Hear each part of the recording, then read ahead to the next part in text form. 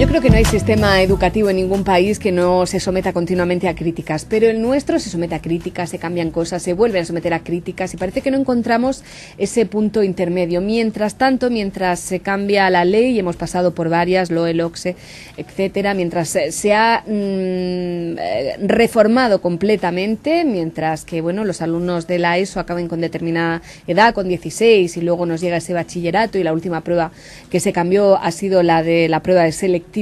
Mientras pasan todos esos años van saliendo generaciones tituladas y ha cambiado no solamente ese sistema educativo, sino también el diálogo y el tratamiento entre profesor y alumno. Ha cambiado la sociedad, han cambiado los padres, han cambiado los niños.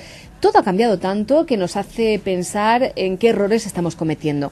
Esta crítica al sistema educativo actual se puede hacer de muchas formas y nada mejor que hacerlo con humor, nos lo tomaremos con humor, que otra nos queda, en un libro que se acaba de editar y que tenemos aquí con nosotros, no solamente el ejemplar que ya hemos ojeado y nos parece muy interesante, sino también al autor de La evacuación. Así se llama el libro. Carlos Almira, buenas tardes. Buenas tardes. Bueno, Carlos Almira es profesor de instituto, es decir, que está más que legitimado para hablar de este tema. Él, como el resto de nosotros, pasó por un sistema educativo que nada tenía que ver con con una sociedad que nada tenía que ver con esta, y claro, se encuentra con esas, yo diría que fracturas y fallas incluso entre unas generaciones y otras dentro del sistema educativo y con una realidad completamente diferente a la que conocimos. Carlos, ¿qué fue que le impulsó a escribir este libro en el que usted dice además la mala educación es problema de todos, no mires a otro lado? Bueno, yo, aparte de ganarme la vida y pagar las facturas como profesor, yo vivo por la escritura, soy escritor desde hace muchos años y mi experiencia en la docencia pues me ha llevado a escribir esta novela.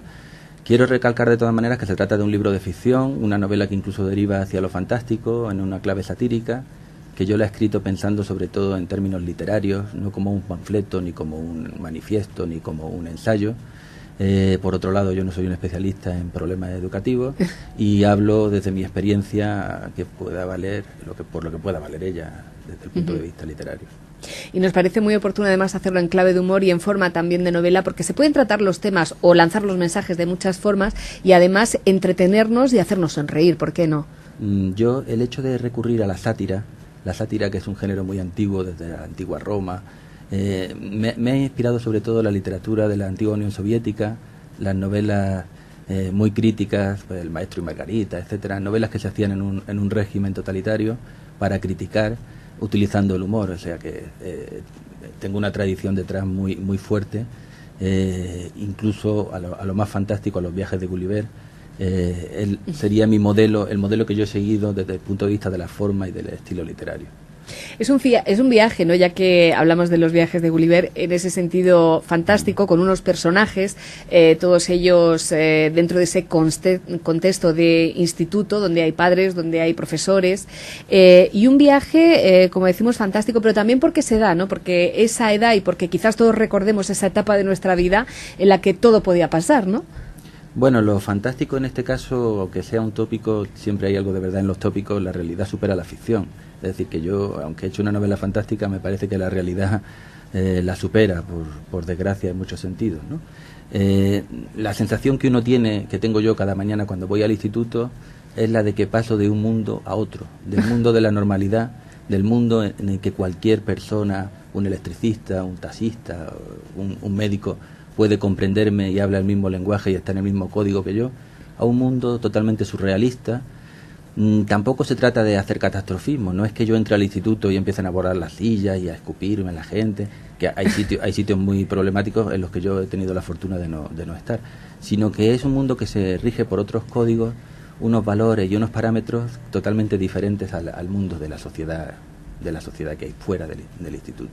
Es como un microcosmos. Es un microcosmos, aunque por un lado, como muy bien tú has dicho, es el reflejo de la sociedad.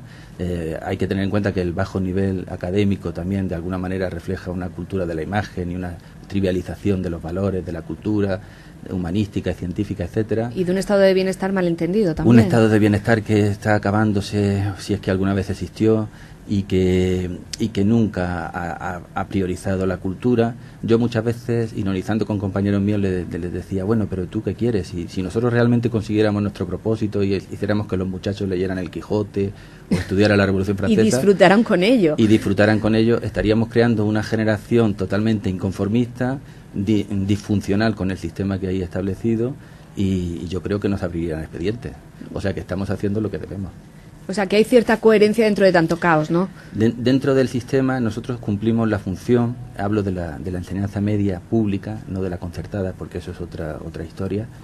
Cumplimos la función de retener, de guardar a los niños, a los muchachos. Muchos de ellos están ahí contra su voluntad y porque no tienen más remedio, y quisieran estar en otra parte, y eso sería un capítulo también interesante de tratar.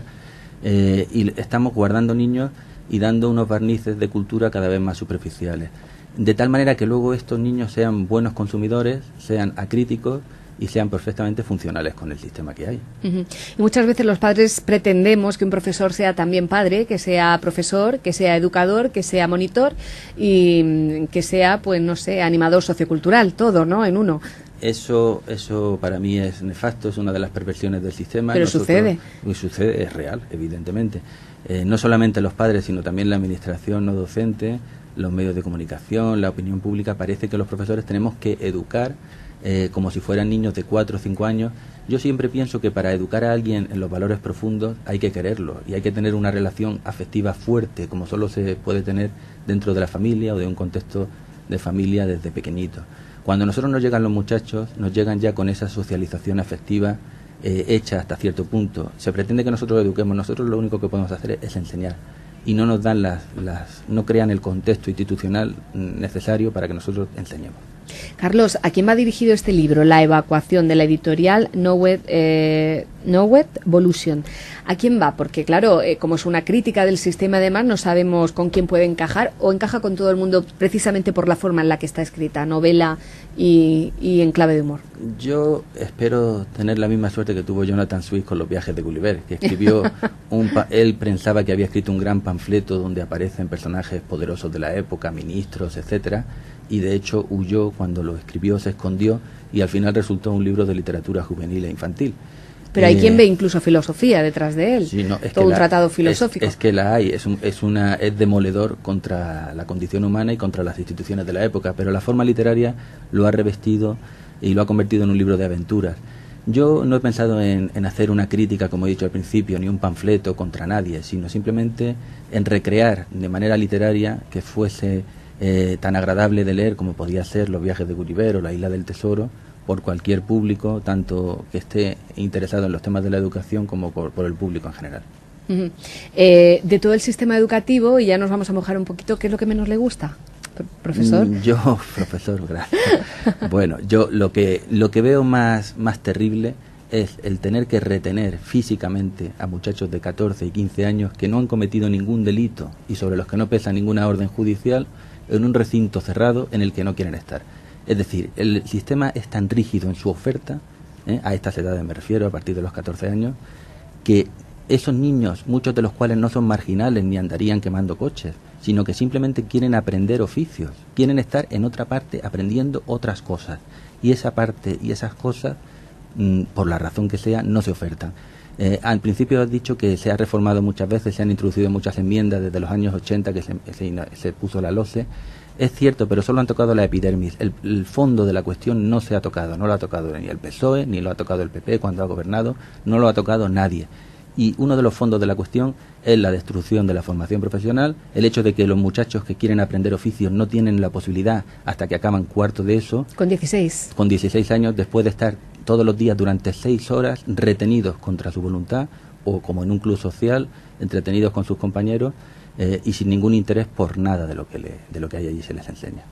Pues con esa reflexión, Carlos, nos quedamos. Muchísimas gracias por venir a nuestro programa, por contarnos todas esas cosas y por invitarnos a leer su libro. Pues muchas gracias a vosotros por invitarme a mí. La evacuación, de Carlos Almira. En unos instantes nos